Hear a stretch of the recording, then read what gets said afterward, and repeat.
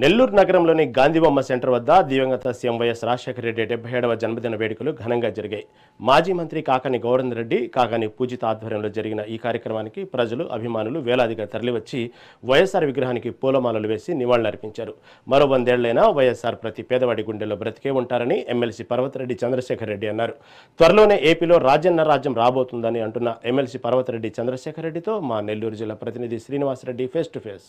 మంత్రి వైఎస్ రాజశేఖర రెడ్డి 77వ జన్మదినం సందర్భంగా ఇక్కడ నెల్లూరు సిటీలో అత్యంత వైభవంగా జరుగుతుందని చెప్పుకోవచ్చు. ఇటు వీఆర్సీ, ఇటు గాంధీబొమ్మ సెంటర్లో భారీ స్థాయిలో వేలాది మందిగా వైసీపీ కార్యకర్తలు, నాయకులు తరలివచ్చి ఇక వైఎస్ రాజశేఖర విగ్రహానికి పూలమాలేసి ఘనంగా నివాళులర్పించారు. ఈ సందర్భంగా మనం ఇక్కడ చూసుకుంటే ఒక పండగ వాతావరణం అయితే కనిపిస్తూ ఉంది. వేలాది మందిగా ఇటు వైసీపీ నాయకులు, కార్యకర్తలు తరలివచ్చి ఇక్కడ పండగ వాతావరణం అయితే మనం కలిసి చెప్పుకోవచ్చు. రాజశేఖర రెడ్డి గారు భౌతికంగా మన వద్ద లేనప్పటికీ ఆయన ప్రవేశపెట్టిన పథకాలు 108 కావచ్చు, 104 కావచ్చు, ఆరోగ్యశ్రీ కావచ్చు, ఫీజు రిమర్స్ కావచ్చు, అన్ని కూడా ప్రజల గుండెలు శాశ్వతంగా ఉండిపోయాయని చెప్పుకోవచ్చా?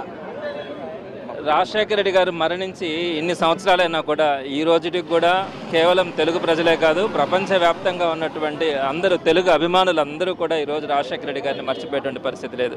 ఈరోజు ఆయన తీసుకొచ్చినటువంటి రిఫార్మ్స్, ప్రధానంగా ఫీజు రియంబర్స్మెంట్ ఇవ్వడం కానీ, అలానే ఆరోగ్యశ్రీ ఇవ్వడం కానీ, అలానే జలయజ్ఞం ద్వారా అనేక ప్రాజెక్టులను తీసుకొని వచ్చి ఈ రాష్ట్రాన్ని సస్యశ్యామలం చేసినటువంటి పరిస్థితి, అలానే ఉచిత విద్యుత్ ఇచ్చినటువంటిది, 104, 108 కానీ, ఇలా కేవలం 5 సంవత్సరాలు మాత్రమే రాజశేఖర రెడ్డి గారు ముఖ్యమంత్రిగా ఉన్నా కూడా ఈ చంద్రబాబు నాయుడు గారికి 14 కాదు, 19 కాదు, 100 సంవత్సరాలు ముఖ్యమంత్రి ఉన్నా కూడా రానటువంటి ఆలోచనలన్నింటినీ అమలు చేసినటువంటి పరిస్థితి రాజశేఖర రెడ్డి గారిది.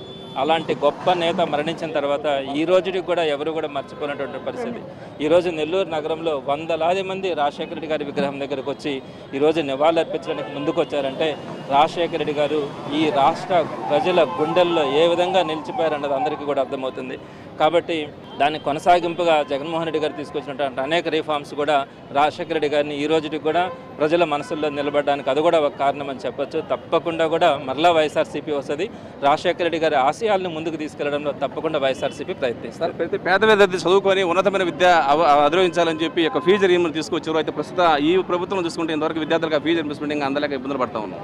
ఒక్కటేంటి ఫీజు రియంబర్స్మెంట్ ఏంటి, ఆరోగ్యశ్రీ అటకెక్కింది, ఫీజు రియంబర్స్మెంట్ అటకెక్కింది, రైతు భరోసా అటకెక్కింది, తల్లికి వందనం అటకెక్కింది, నాడు నేడు ఎక్కడ పనులు అక్కడ ఆపేసినారు. అన్నీ కూడా ఈరోజు ఈ ప్రభుత్వం చీకటి రోజుల్ని, ఎమర్జెన్సీ రోజుల్ని తలపిస్తూ ఉంది.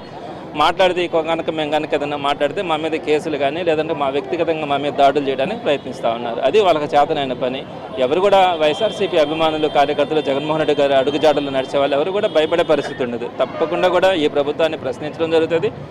అదేవిధంగా ఏదైతే వీరు ఇచ్చినటువంటి హామీలు కానీ, పేద ప్రజలకు దక్కాల్సినటువంటి అన్నీ కూడా వారు చెప్పినటువంటి హామీలు కానీ, అమలవుతున్నటువంటి పథకాలన్నింటినీ కూడా ఆపినటువంటి పరిస్థితుల్లో వారందరినీ కూడా నిలదీయడం కూడా వైఎస్ఆర్సీపీ కొనసాగిస్తుంది. రాజశేఖర జన్మదినం సందర్భంగా ఒక్క పిలుపుతో వేలాది మంది తరలి వచ్చారు సిటీలో చూస్తే ఏమిటి కారణం? ఎప్పుడైనా ఏ కార్యక్రమమైనా మేము అలానే చేసుకుంటాం. నెల్లూరు నగర నియోజకవర్గంలో ఒక కార్యక్రమం జరిగిందంటే ఈ రాష్ట్రంలో ఒక పండుగ వాతావరణంలో జరుగుతుంది అనే అంశాలలో కనుక కొన్ని నియోజకవర్గాలు తీసుకుంటే నెల్లూరు నగర నియోజకవర్గం ఎప్పుడు కూడా ప్రథమ స్థానంలో ఉంటుంది. వైఎస్ఆర్సీపీకి కంచుకోటగా, వైఎస్ఆర్సీపీకి అడ్డాగా ఈ నెల్లూరు నగర నియోజకవర్గం భవిష్యత్తులో కూడా ఉంటుంది. సార్, ఫైనల్గా 2029లో రాజన్న ప్రభుత్వం చూడవచ్చా?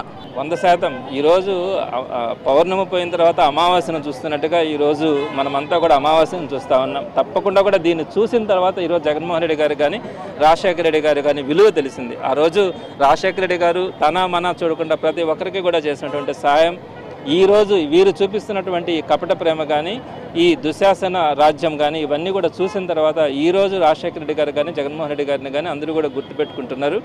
వారు చేసినటువంటి మంచితో రాబోయే రోజుల్లో 2029 కాదు, శాశ్వతంగా జగన్మోహన్ రెడ్డి గారిని ముఖ్యమంత్రిగా చేసుకోవాలన్న ఆలోచన ఈరోజు ప్రతి ఒక్కరిలో కూడా ఉంది. Thank you sir. ఇది పరిస్థితి సిటీ నియోజకవర్గంలో ఉన్న మనం ఇప్పుడు ఈ యొక్క గాంధీబొమ్మ సెంటర్ ఏదైతే మనం ఇక్కడ ఉన్నామో మనం చూస్తున్నాం. ఇటు వేలాదిగా తరలి వచ్చిన వైసీపీ నాయకులు, కార్యకర్తలతో అయితే ఒక పండగ వాతావరణం కనిపిస్తుంది. వైఎస్ రాజశేఖర రెడ్డి 77వ జన్మదిన సందర్భంగా ఇటు నగరంలో చూసుకుంటే వేలాదిగా తరలి వచ్చి గాంధీబొమ్మ సెంటర్లోని రాజశేఖర రెడ్డి విగ్రహాన్ని పూలమాలేసి ఘనంగా నివాళులర్పించారు. ఈ సందర్భంగా city incharge MLC Parvathareddy Chandrasekhar Reddy కూడా ఘాటుగా స్పందించారు.